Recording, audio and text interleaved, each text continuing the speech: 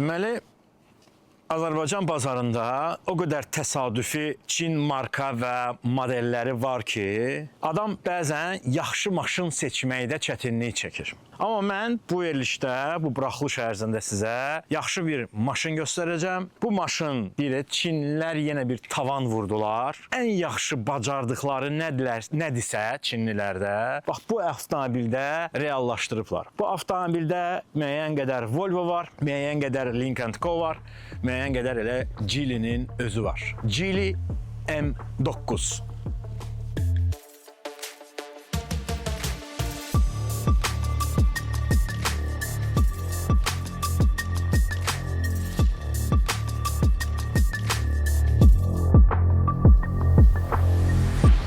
Nəyə görə deyirəm ekosistemi korlayıblar? Çünki çoxlu təsadüfi avtomobillərin arasında bir informasiya kirliliyi yaranır və yaxşı maşınlar biraz diqqətdən kənarda qala bilərlər. İlk olaraq gəlin bu avtomobilin qiymətindən danışaq. Ekranda bu avtomobilin qiymətini görürsünüz. Bu avtomobilin at gücü isə qiyməti ilə tərs mütənasibdir.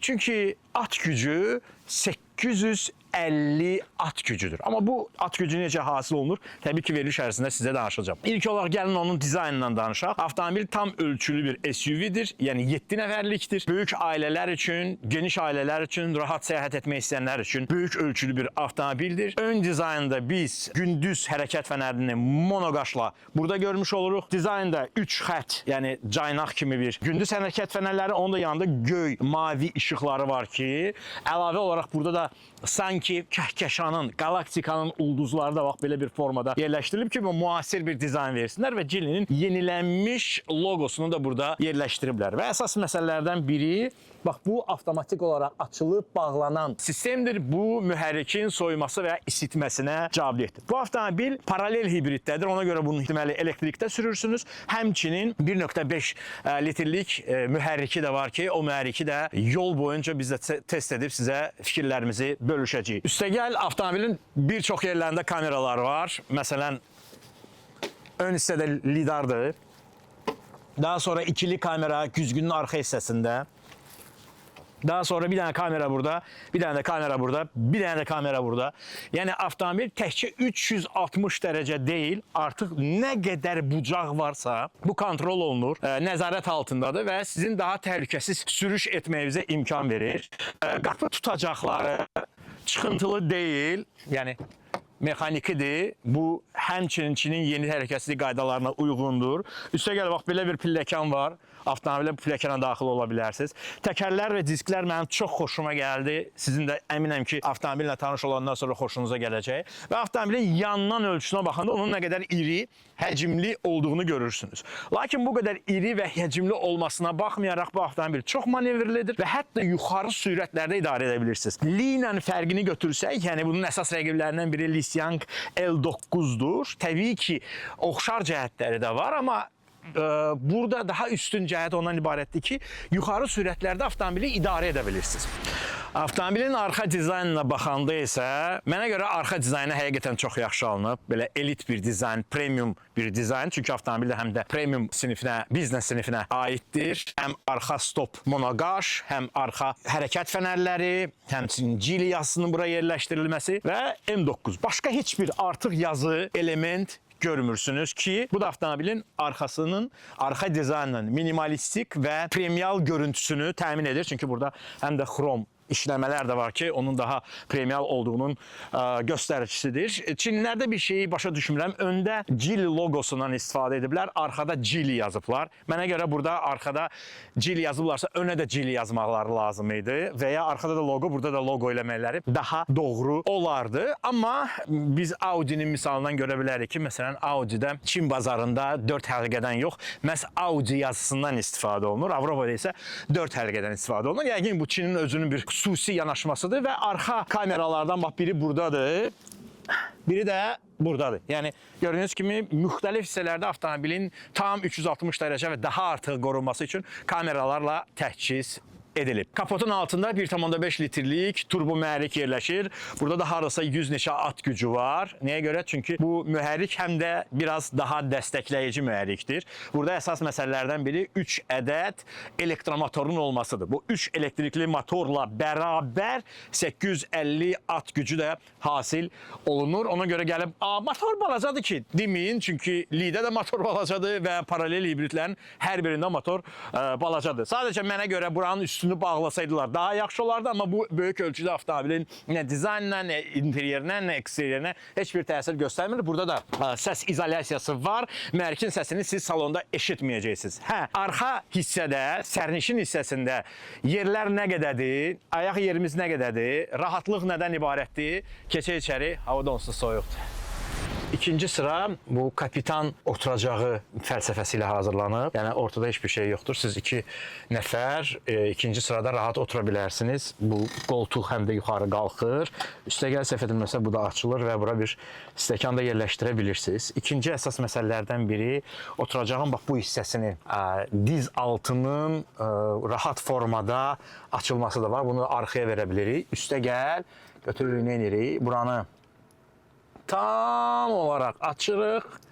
Yəni bildiyim biznes klasslarda, avtomobildə necə oturacaqlar önə çəkilirsə və ayaqlarımız üçün yer qalırsa, burada da bir o qədər də geniş yerimiz qalır. İstəsək bunu aça bilərik və bizim üçün bir masa rolunu oynaya bilər. Və yuxarıda da bir dənə ekranımız var. Bu ekran açılır və nəyisə izləyəcəyiksə birlikdə övladlarımızla bərabər və ya şefdir oturub arxada nəyisə baxırsa, ona rahat bir yer verə bilərik. Burada belə qəşəng yer var və 3-cü sıra, indi bunu biraz qabağa çəkəcəm normal yerinə. 3-cü sırada bizi nələr gözləyir? Əslində sizə deyim ki, bu təkcə, hələ mən bunu nə qədər çəkmişəm ha geri. Qabağa biraz çəkmək lazımdır, vəssalam. Əslində 3-cü sıra təkcə uşaqlar üçün deyil, həm də böyüklər üçün də rahatdır. Və maraqlı bir şey deyəcəm sizə, mərkəz hissə var, bu hissələr. Bu hissələr.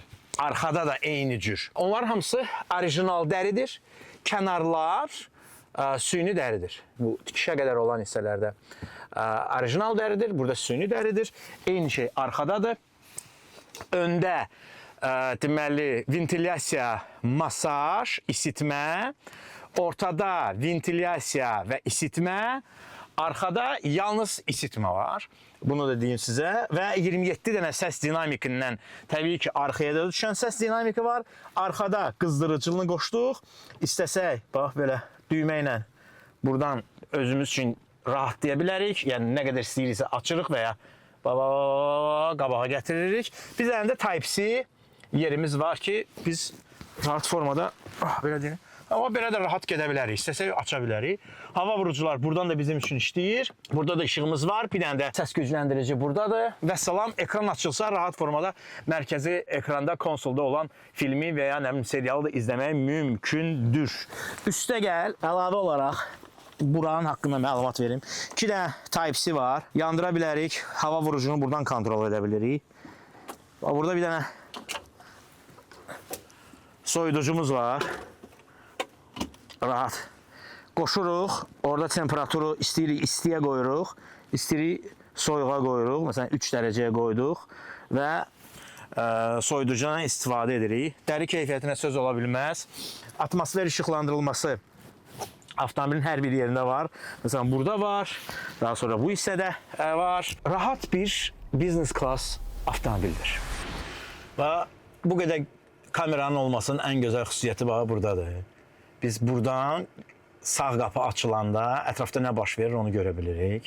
Yəni ən xırda detal belə avtomobilin gözündən yayınmamalıdır. Bu arada buranın səs sistemi Flyme Sound'dur və dediyim kimi 27 dənə dinamikdən ibarətdir. Gəlin mən öz tərəfimdən başlayayım. Burada 2 əsas faktor var. Bir, burada kameranın olmasıdır. İçəridə salonu çəkən kamera var 2-ci sırada. Düz display, mərkəzi displeyin yanındadır. Buradakı kamera isə bizi çəkir. Yəni bu formada. İkinci dediyim şey budur. Və bu nədir?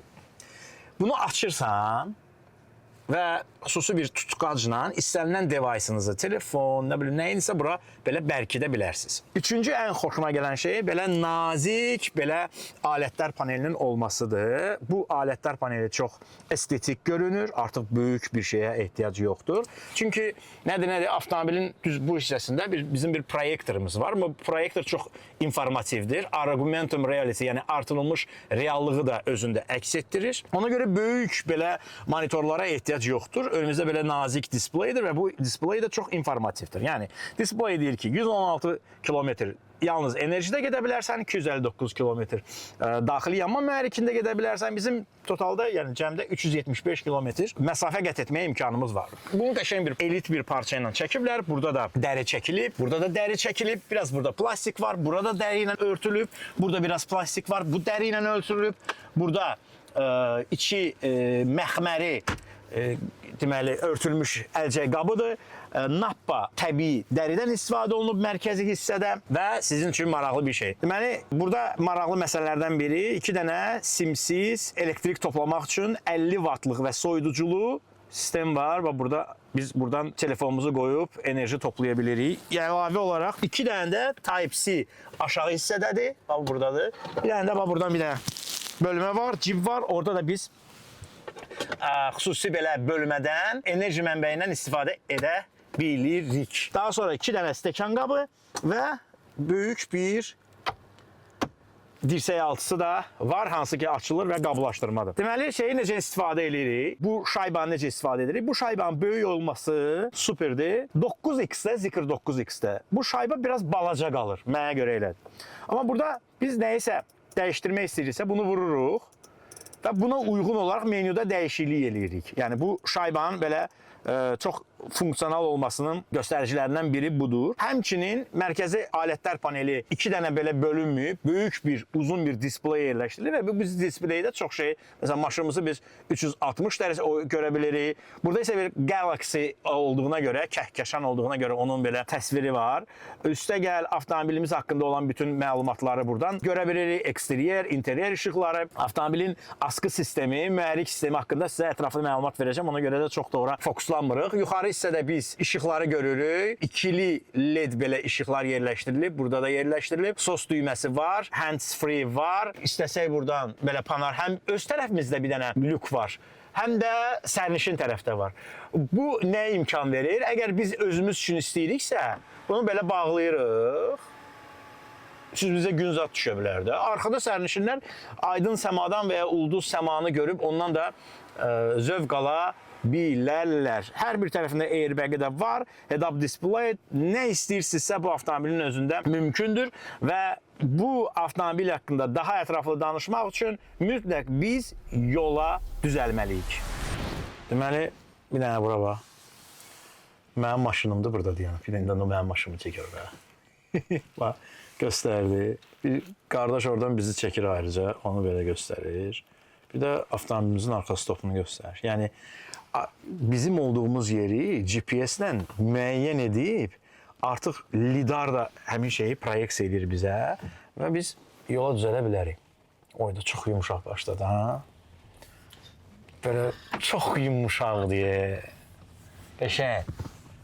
Head-up display çox böyükdür, rəqəmlər iri, görünəndir. Biz onu dəyişə bilirik, xəritə qoya bilirik, əlavə lidarın verdiyi digər nəsə funksionallıqlar varsa, onlara baxa bilirik. Buradan keçək, rahat buradan keçək.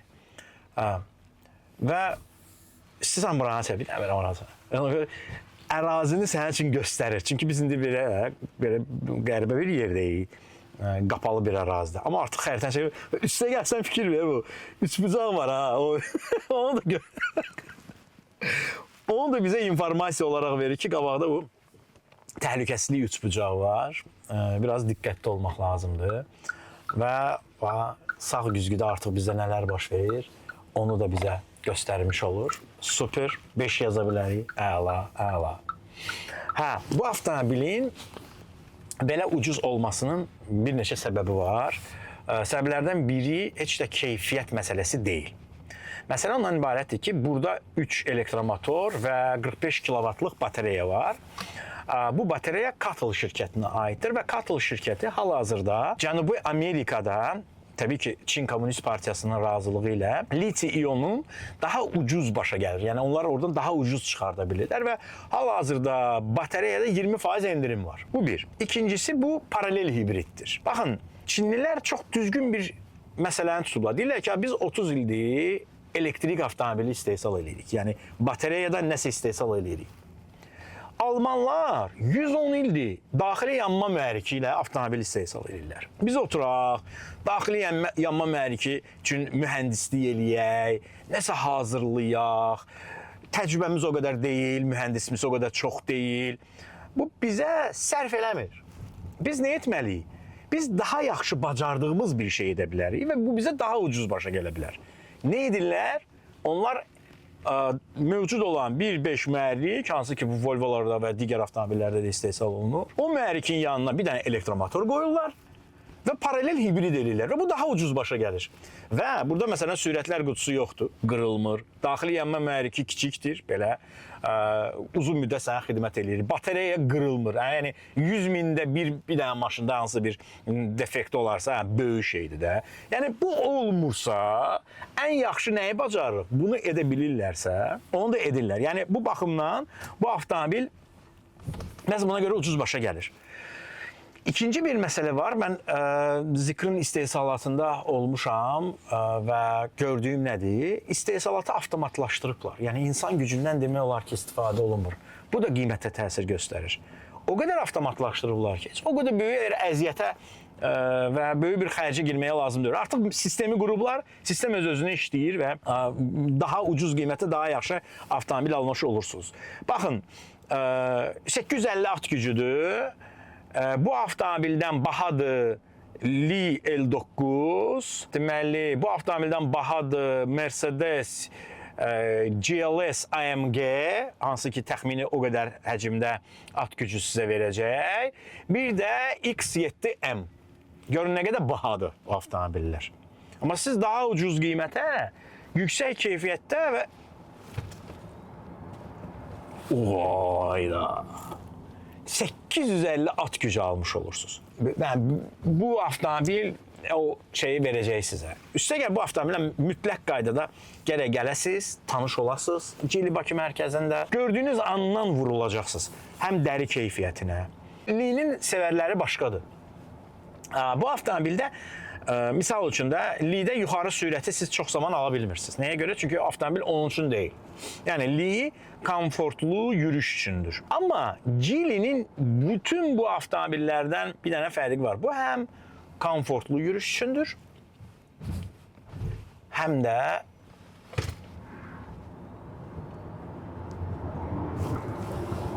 dinamika üçündür. 700 at gücünə yaxın gücü 3 elektrik mühərriki alır.